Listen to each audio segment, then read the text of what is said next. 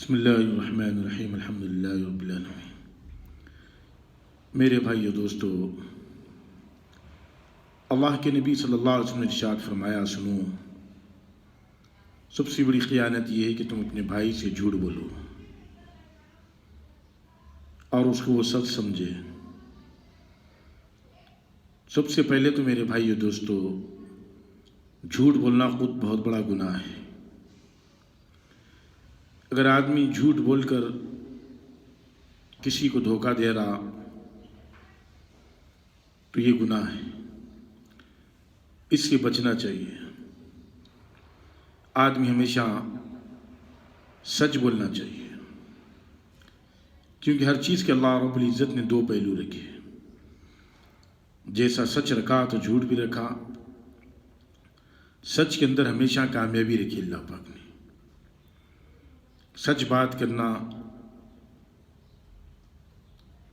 سچ کے اندر بڑی طاقت رکھی، اور جھوٹ سے آدمی گناہ میں بھی پڑتا، لوگوں کی نگاہوں سے گر جاتا، اور اللہ کے پاس میں بھی اس کا کوئی مقام نہیں ہوتا، اور جھوٹ بولنے والوں پر بھی اللہ پاک لعنت فرماتے ہیں۔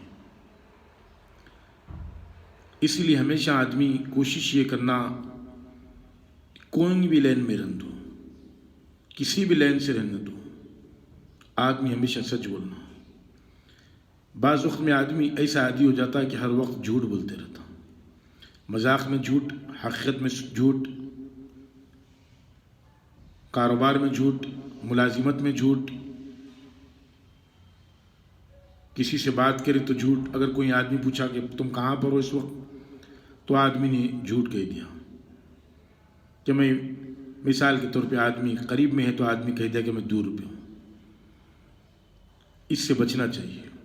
آدمی کو عادت ہو جاتی ہے جھوٹ بولنے کی، اسی لیے ہر وقت آدمی سچ بولنا، کوشش کرنا، کیونکہ جس چیز کو اللہ اور رسول پسند نہیں فرماتے اس پر آدمی اس سے بچنا چاہیے،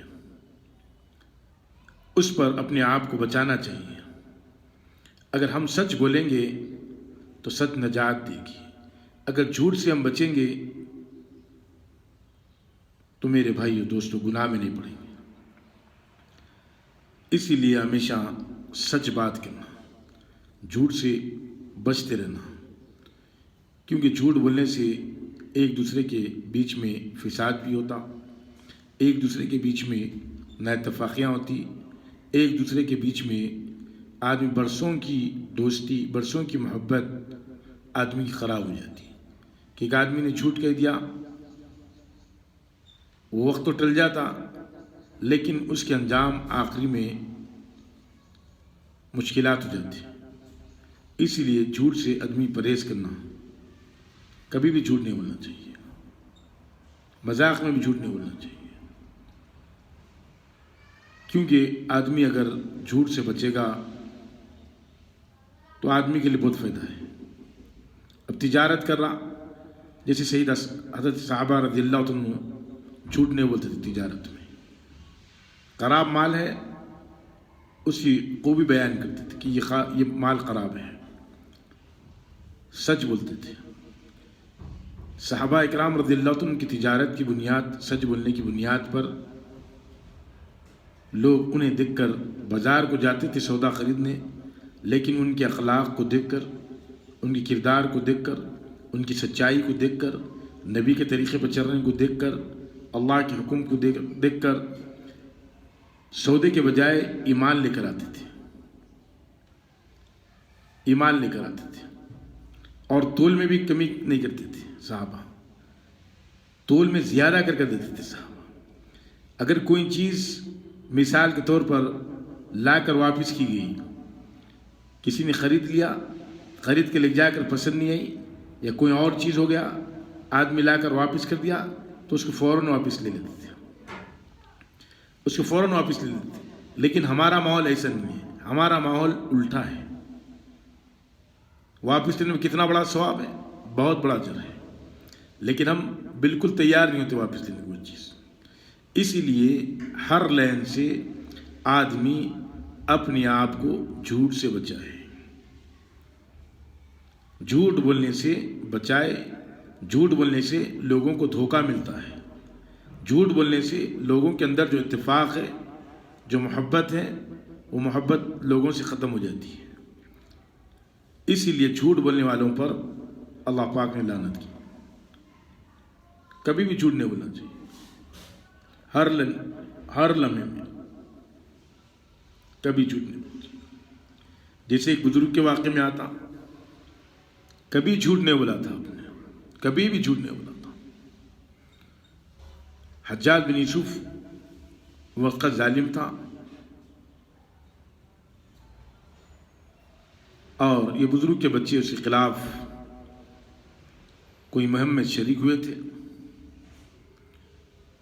تو ان لوگوں کی تلاش تھی بچوں کی. ان کے بچے ان کے گھر میں آ گئے تھے. لوگوں نے حجاج بن یوسف کو اس بات کی اطلاع دی کہ فلاں ان کے بچے جس کی تلاش ہے تمہیں، وہ انہی کے گھر میں ہیں. اب اس نے سوچا چلو ان کا بلا کے سچائی کا امتحان لیں گے. انہوں نے پوری زندگی میں کبھی جھوٹ نہیں بولا. آج دیکھیں گے اولاد کے لیے کیا کریں. اگر سچ بول دیے تو ظاہر اعتبار میں انہیں سزائے موت ملے گی، انہیں قتل کر دیا جائے گا.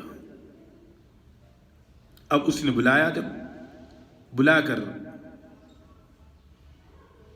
پوچھا کہ تمہارے بچے کہاں ہیں اس وقت، تو یہ کہنے لگے بزرگ کہ موت اور حیات تو اللہ کے ہاتھ میں ہے. اللہ کے علاوہ تو مار سکتا نہ میں مار سکتا ہوں. میری اولاد میرے گھر کے اندر ہے. تو یہ بات سننا تھا. اس نے کہا، اتنا بڑا ظالم تھا اس وقت کا حجاج بن یوسف. تو اس نے کہا کہ آج تمہاری سچائی کی طفیل، تمہارے سچ بولنے کی بنیاد پر، جو کبھی بھی زندگی میں جھوٹ نہیں بولے تھے، ہمیشہ سچ بات کی تھی، آپ نے ان کی سچائی کے اندر کتنی بڑی طاقت رکھی، کتنی بڑی قوت رکھی. میرے بھائیو دوستو، اس نے کہا کہ تمہاری سچ کی بنیاد پر تمہارے بچوں کی جان میں نے بشق تھی. ایک سچ بولے، دکھنے کے اعتبار سے آدمی کی موت نظر آ رہی تھی، لیکن اللہ رب العزت نے سچ کے اندر وہ طاقت رکھی. اتنا بڑا ظالم اس سچائی کو قبول کر کے معاف کر دیا. اسی لیے ہمیشہ آدمی ہر مرحلے سچائی کا دامن نہ چھوڑے اور جھوٹ کبھی بھی نہ بولے. جھوٹ کبھی بھی نہ بولے. جھوٹ سے چوکنا رہے، جھوٹ سے بچتا رہے. جھوٹ بولنے سے فساد بڑھتا، جھوٹ بولنے سے خاندان کے اندر نااتفاقیاں آتی، جھوٹ بولنے سے قریب کا آدمی دور ہو جاتا. جھوٹ بولنے سے کوئی اہمیت نہیں رہتی آدمی کی. اگر آدمی کسی کے پاس سے ادھار لیا، آدمی یہ کہہ رہا کہ کل دے رہو، حالانکہ اس کی نیت نہیں ہے کل دینے کی، اس نے جھوٹ بولا تو اس نے ایک نئے آدمی کو اپنے خلاف کر لیا. جس سے تعلق نہیں تھا، جس سے تعلق اچھا تھا، اس کے اپنے خلاف کر لیا.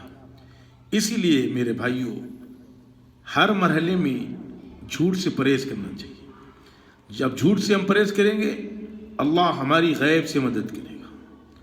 غیب سے مدد، چاہے نقصان نظر آئے آدمی کو، آدمی یہ سوچے کہ میں اگر سچ بولا مجھے نقصان نظر آ رہا، اگر آدمی جھوٹ بول دے تو میرے بھائیو دوستو، جھوٹ بولنے سے دنیا خراب، آخرت خراب، پھر اللہ کی لعنت اس پہ آئے گی. اسی لیے آدمی یہ طے کر لے کہ میں سچ بولوں گا.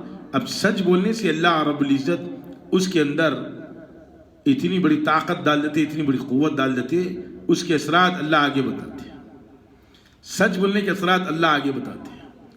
اسی لیے ہر مرحلے میں جھوٹ سے پرہیز کرنا چاہیے. کوئی معاملہ ہونے دو، تجارت کا معاملہ ہونے دو، ملازمت کا معاملہ ہونے دو، لین دین کا معاملہ ہونے دو، کسی گواہی دینے کا معاملہ ہونے دو.